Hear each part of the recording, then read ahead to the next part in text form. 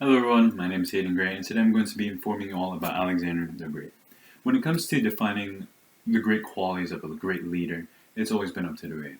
And with a historical analysis of Alexander the Great, we're going to be talking about three specific qualities that contribute to his long-lasting legacy as well as his notable leadership. With those qualities being his battle IQ on the battlefield. The following one is going to be his cultural fusion ideology, and the last one is going to be his advancement of modern-day knowledge. So, to briefly summarize what I'm going to be covering in this speech, I'm going to first be covering how Alexander was so successful on the battlefield with his different strategies and his adaptability. Following this, I will then talk about his cultural fusion ideology and how he was able to maintain his empire and unite the people together. And lastly, I'm going to talk about the establishment of the Library of Alexandria, which led to the quick exchange of information as well as the development of other subjects. So, in order to understand Alexander the Great's ideology or to understand his overall empire, we have to first look at his battle strategy. When it came to being on the battlefield, Alexander the Great went against different challenging types of battle tactics. But the most consistent one he went against was guerrilla warfare. Guerrilla warfare was especially difficult to go against because it relies on the art of surprise as well as the knowledge of local terrain. In a peer-reviewed article from South Dakota State University students, Graham writes published in 2015, he states, in his various campaigns, Alexander the Great went up against a variety of fighting styles and many different terrains, all of which he was able to overcome. So this shows us that although Alexander the Great had a very large army and he was always at a disadvantage, he was always able to come out on top because of his battle tactics. He was always able to overcome these different strategies and these different terrains because he's always one step ahead.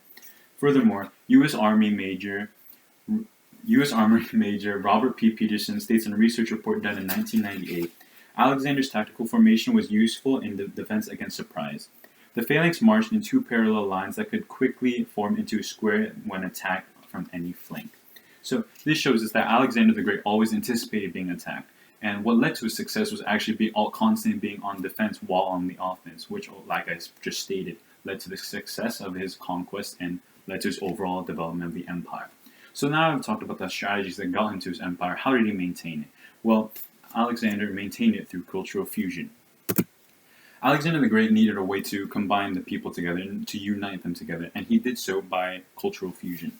In an article from Penn State University from student Norrin Anders, and it published in 2018, he states, for Alexander wanted to fuse culture of all people he conquered. To this end, he encouraged intermarriage between his soldiers and conquered subjects, adopted aspects of Persian court customs at his own court, and establishing newly Greek settlements throughout his empire. Now, what does this tell us? This tells us that Alexander the Great needed a way to maintain his empire. So, what did he do? He established certain customs. He established certain customs. He established other ways of other settlements. He encouraged intermarriage between his newly subjects and his soldiers, which led to his overall liking and his overall legacy. This is also supported by Dr.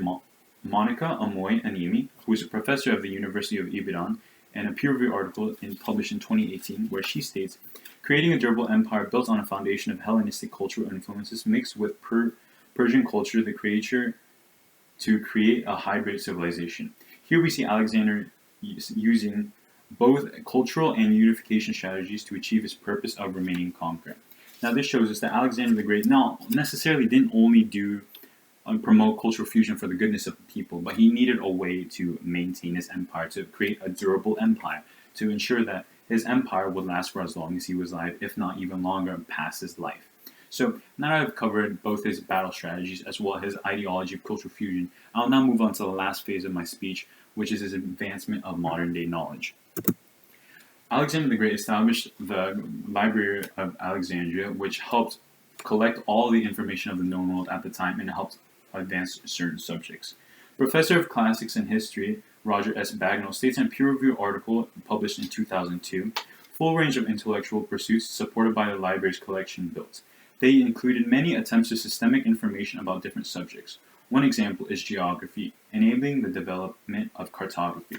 So yes, the Library of Alexandria didn't necessarily establish a foundation for all subjects. It established a foundation for quick exchange of information, which led to not only the discovery of other subjects, but also to the advancements of specific subjects as well, with an example of this one being cartography. So overall, Alexander the Great's legacy isn't defined by only his feats in war, but also by his ideologies. In summary, Alexander the Great can be characterized by his war strategies, his ideologies of cultural fusion, as well as his establishment of the Great Library of Alexandria, which helped not only advance certain subjects, but also helped collect new subjects and new information, allowing the world to prosper in information. Thank you.